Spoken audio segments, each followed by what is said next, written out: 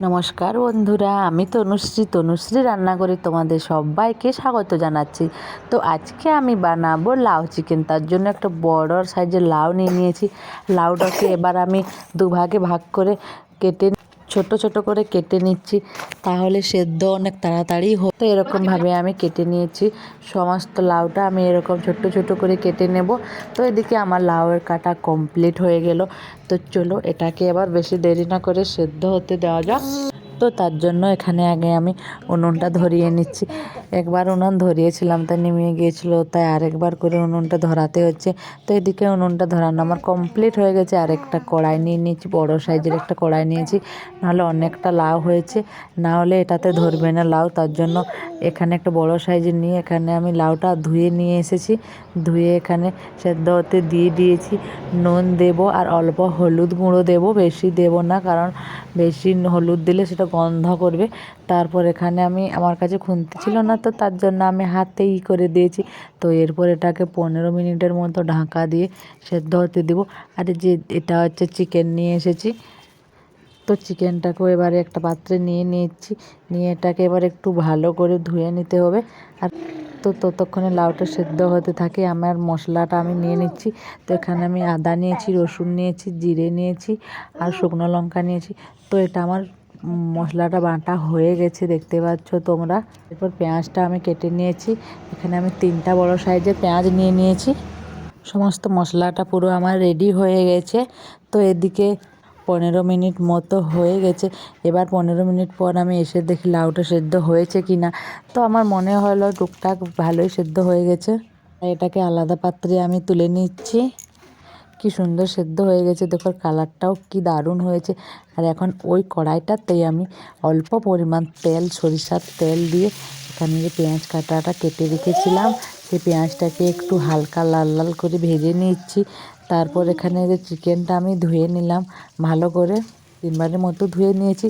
তো এখানে পেঁয়াজটা আমার ততক্ষণে ভাজা হয়ে গেছে। এরপরে আমি এখানে আদা রসুন এরপর এখানে আমি আদা রসুন আর যে গোটা জিরে বেটে রেখেছিলাম লঙ্কা দিয়ে, তো সেটাও আমি ধীরে ধীরে দিয়ে দিচ্ছি। তো এখন মশলাটাকেও একটু হালকা আঁচে ভেজে নেব, না হলে মশলার গন্ধটা থেকে যাবে।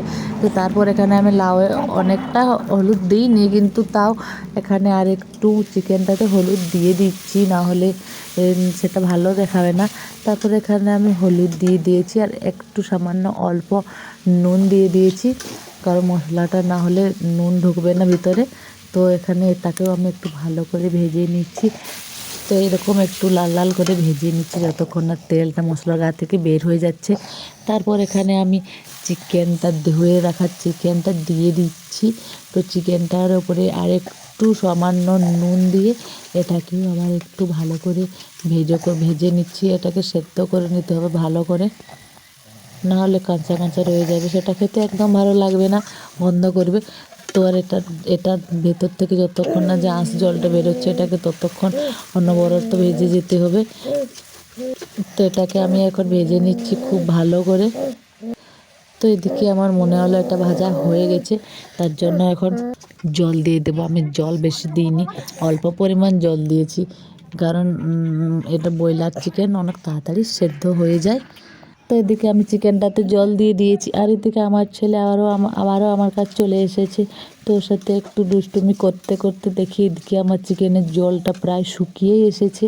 তো তাই এখন আমি যে সেদ্ধ করে রাখা লাউটা ছিল সেটা আমি এর ভিতরে দিয়ে দিচ্ছি। দিয়ে এটাকে একটু ভালোভাবে নেড়ে চেড়ে নিলে দেখবে ভিতর থেকে অনেকটা জল বেরোচ্ছে। তো জলটা যতক্ষণ না শেষ হচ্ছে, এরপরে জলটাকেও ধীরে ধীরে শুকিয়ে নিয়ে তারপরে এটাকে নামিয়ে নিলেই হয়ে যাবে। তো জলটা দেখো অনেকটাই জল বেরোচ্ছে, জলটা কীরকম ফুটে উঠেছে। তো এটাকে ভালো করে জলটা একবারে শুকিয়ে নিতে হবে। তো জলটা শুকনো আমার হয়ে গেছে। এবার এটাকে আমি একটা আলাদা পাত্রে তুলে নিচ্ছি। দেখো কি সুন্দর দেখাচ্ছে। বেশ, আমার রেডি হয়ে গেছে লাউ চিকেন। তো তোমরা চাইলে বাড়িতে অবশ্যই একবার বানিয়ে দেখতে পারো, দারুণ টেস্টি হয় খেতে কিন্তু এটা। তো ফাইনালি আমার রেডি হয়ে গেছে লাউ চিকেন। তো আজকে রান্না আমার কমপ্লিট। তো দেখা হচ্ছে নেক্সট ভিডিওতে, ততক্ষণ তোমরা সবাই ভালো থাকবে। চলো টাটা, বাই।